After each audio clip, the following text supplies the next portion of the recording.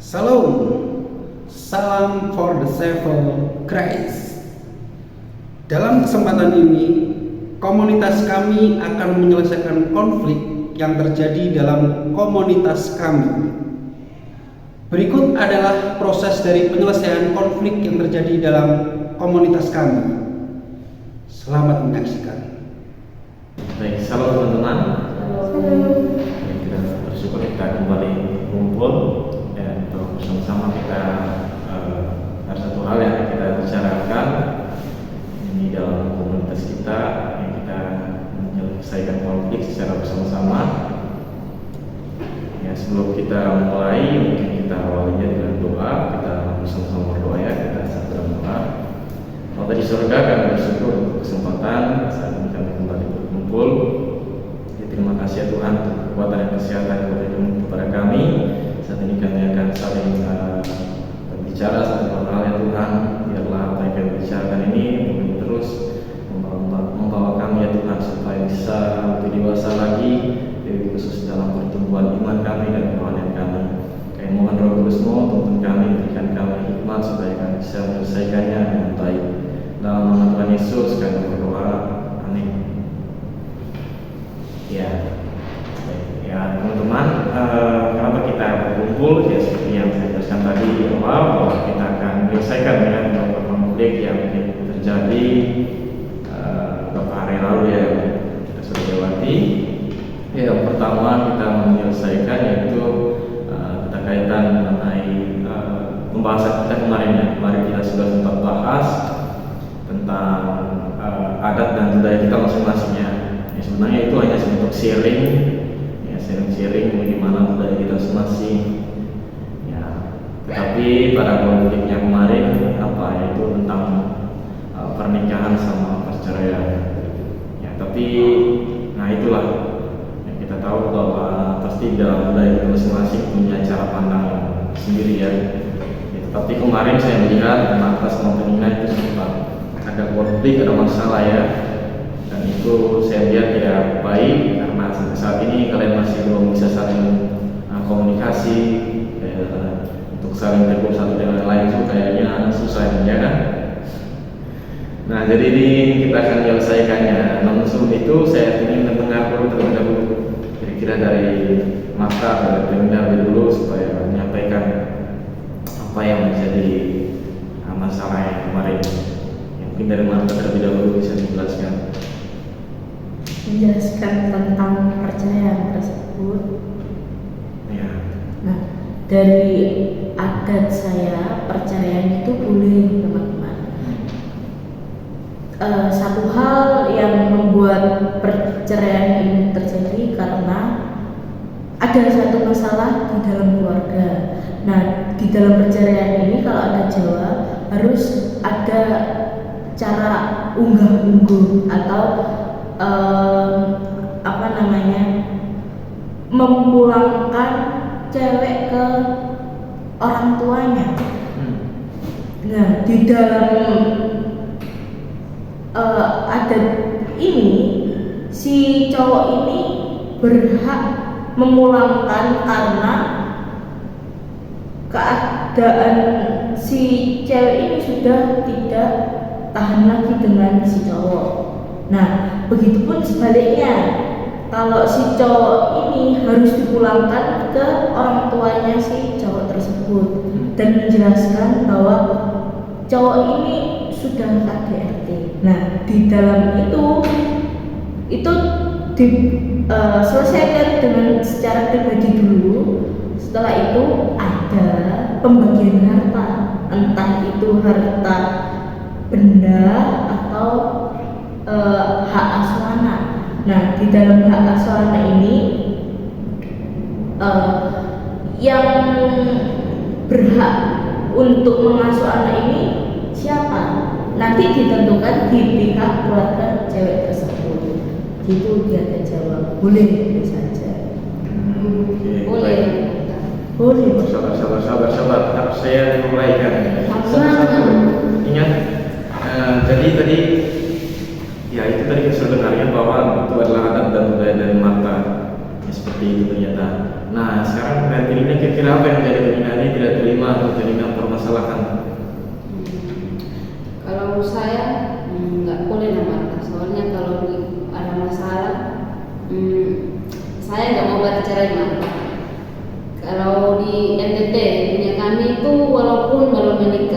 gereja baru adat, itu pun tidak boleh bercerai maka. Nah, itu di adat kami itu nggak boleh. Walaupun baru menikah di gereja, itu tetap tidak boleh bercerai. Jadi saya nggak setuju maka. Pokoknya kalau saya berarti saya secara pribadi saya nggak mau bercerai. Kalau di adat saku kan kumpul kebo namanya. Iya kan. Kalau adat saku kan kumpul kebo. Kalau di adat kita kan langsung kita menikah plus di gereja. Maksudnya ini kita mempunyai acara gereja dulu, habis itu ke adatnya seperti injak telur dan melempar daun-daun seperti itu gitu. Harusnya kan boleh, dan itu pun tidak memalukan warga sekitar. Tapi kan kita sebagai orang Kristen itu kan tidak boleh. Loh, kalau di Kristen kan emang nggak boleh, kalau di adatnya sendiri kan boleh. Tapi kok orang Kristen bisa bercerai di Jawa? Masa budaya lebih tinggi dari agama? Terus kalau adatnya orang sana, apakah bercerai adat dulu atau bercerai di gereja? Yang pokoknya tetap nggak boleh bercerai namanya. Nggak boleh Walaupun udah harusnya bercerai karena kan ada konfliknya. tapi kalau Marta kalau sudah menikah terus sudah punya anak gimana? Kalau masa depan anak-anak itu kayak gimana kalau bercerai? Ya cari yang lain, cari pasangan yang lebih menghargai kita. Nggak boleh, kita harus berpikir kan untuk masa depan anak-anak. Kalau di Jawa sendiri kebanyakan janda anak 2, janda anak 1, ada seperti itu. Karena mereka memilih untuk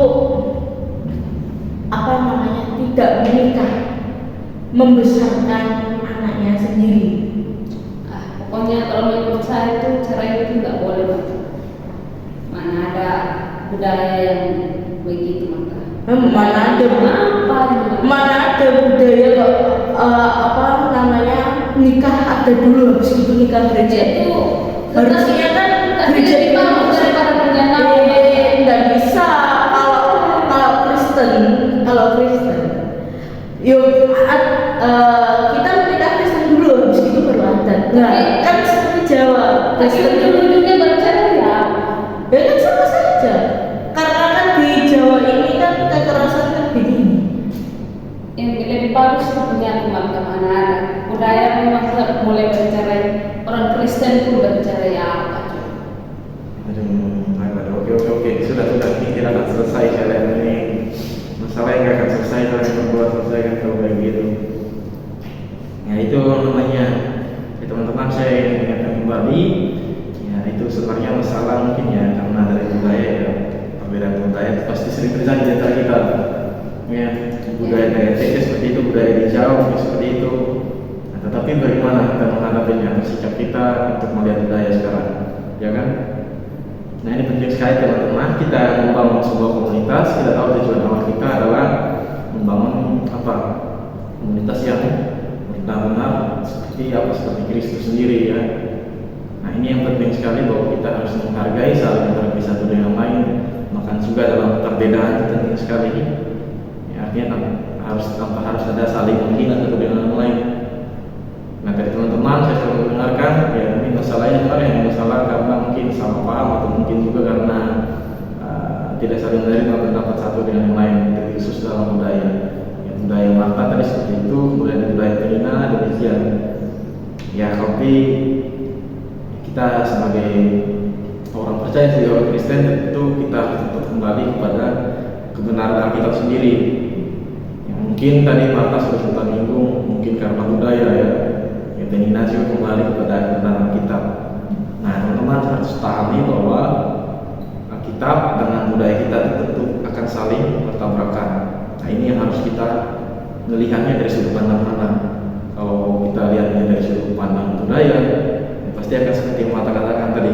Kalau dari sudut pandang Alkitab pasti seperti Penina katakan tadi. Ya. Nah tetapi apa yang harus kita lakukan saat ini? Apa yang harus kita jalankan? Mana yang benar, mana yang salah? Ya menurut saya saya sendiri ya, yang mungkin kita harus bijaksana artinya dalam hal ini, harus berhikmat. Jadi khusus kita sebagai orang percaya, sebagai orang Kristen penting sekali melihat ini, karena kita sebagai orang Kristen, kita yang sudah ditebus oleh dosa, tentu kita tahu cara hidup kita adalah cara hidup harus sesuai dengan Alkitab sendiri. Nah, tentu kalau cara hidup kita sesuai dengan Alkitab, bahkan ada banyak hal yang harus kita hadapi permasalahannya, yang baik dalam keluarga, bahkan juga dalam budaya, sosial pasti akan saling berhalangan.